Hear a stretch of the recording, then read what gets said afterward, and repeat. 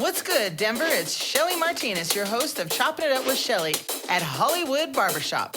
This is the Barbershop. Barbershop.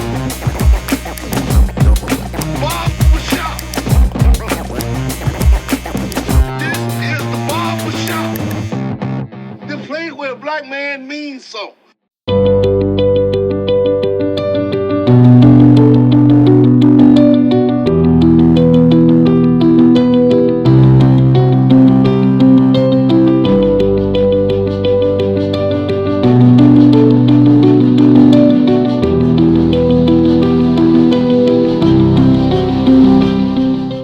Daniel J. Collins, Christian author and speaker, whose work equips people to build healthy boundaries without guilt.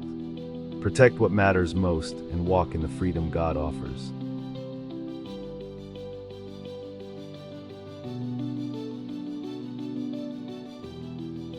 Today's episode, we are drinking Ashanta coffee.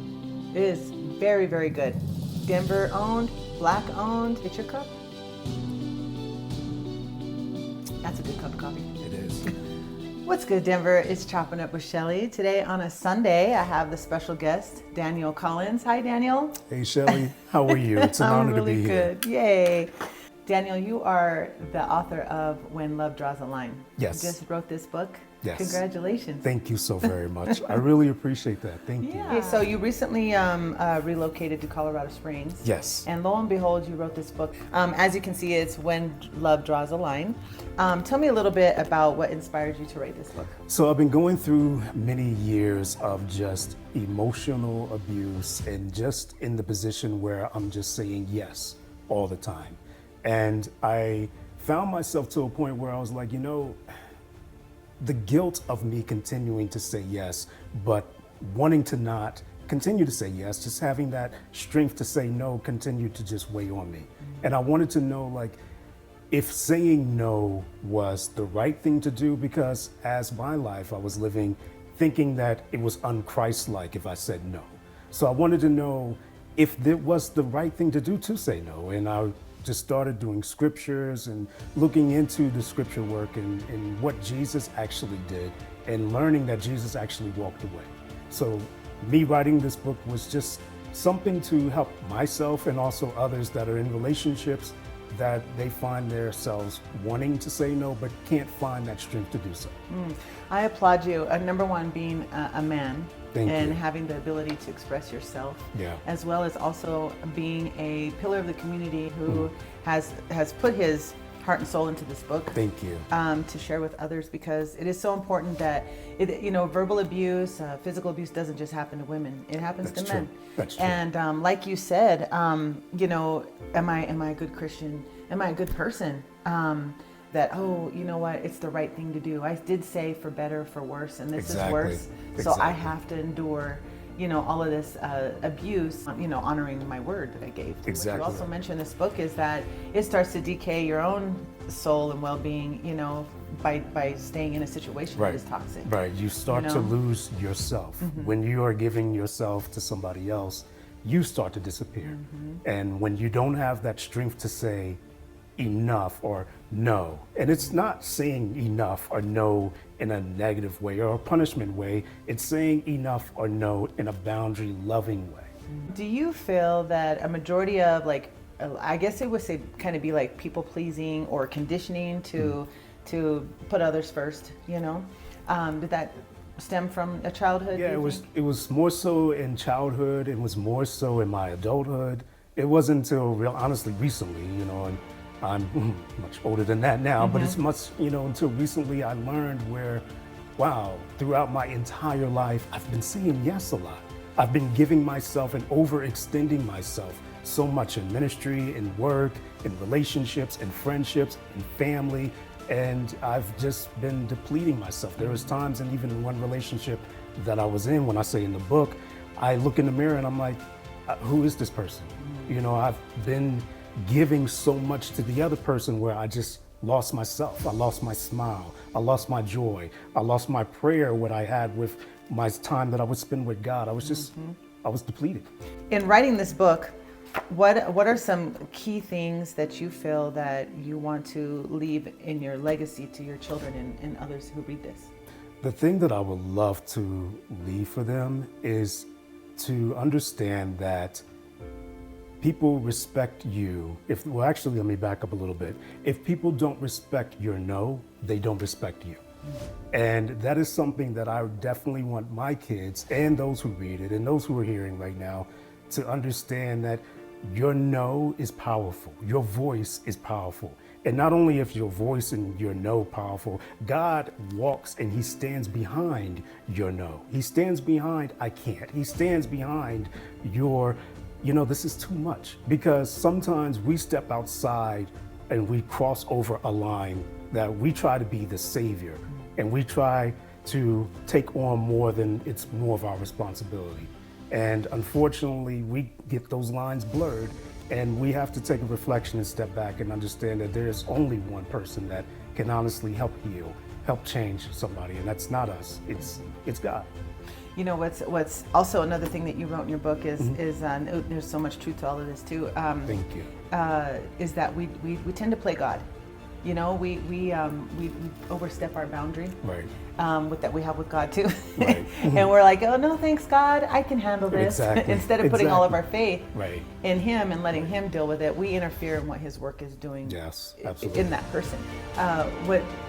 What was interesting to me about that is that you also mentioned, he didn't stay where he wasn't received or celebrated, you Right. know, Right. and he didn't chase after them. And that is so important, like even in today's life. Just the basic lessons in life that you have in this book are so important. How you saw your way out of, or the most toxic relationship that you explain in your book. The way that I saw myself out was a lot of crying, a lot of, and it's I have to be vulnerable. Let me just say one second. Sure.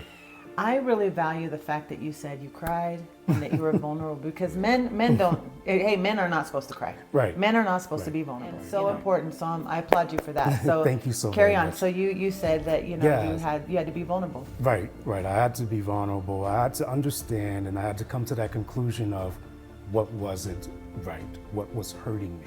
And just accepting that pill, I had to cry. I had to sit in those moments where, I'm getting hurt. I'm really getting hurt, and this is not right.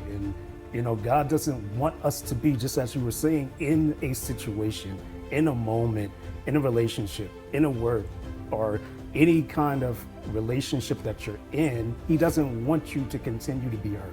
He doesn't want you to sacrifice yourself. He sacrificed for us. Exactly. He doesn't want you to sacrifice yourself for somebody else. Just as you said, he already sacrificed. And I got that from your book. Thank you. Thank you so much. But yes, of course, and I had to come to that realization of I'm really losing myself. Yeah. So, just coming to that realization of just I'm really hurting and something needs to change.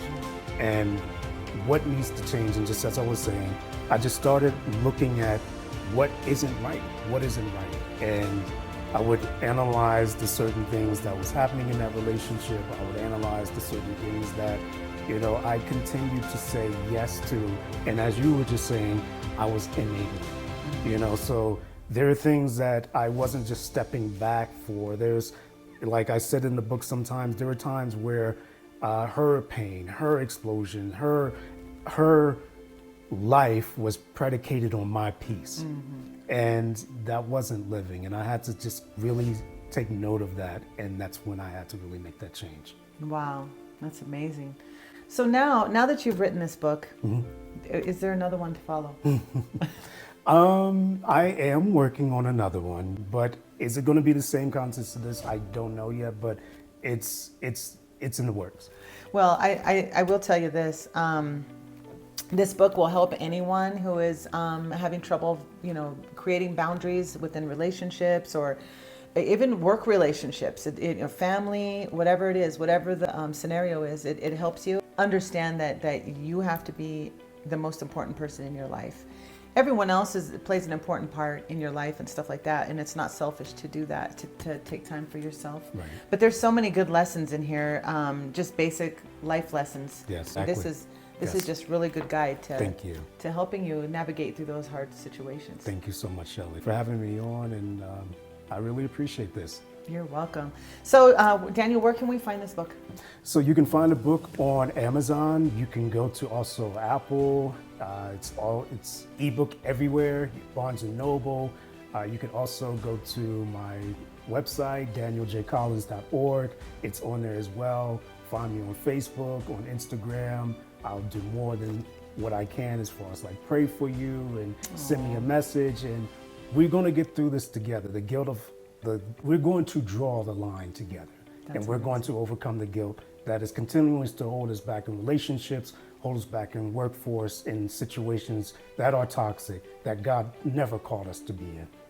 That's amazing. Thank and you. I appreciate it. Once again, one of Denver's best, well, and Colorado Springs now. Make sure to check out his book. Get your copy. I got mine. Appreciate you so much. Of course, Shelley. Thank you so much. Thanks, Denver. We'll see you next time.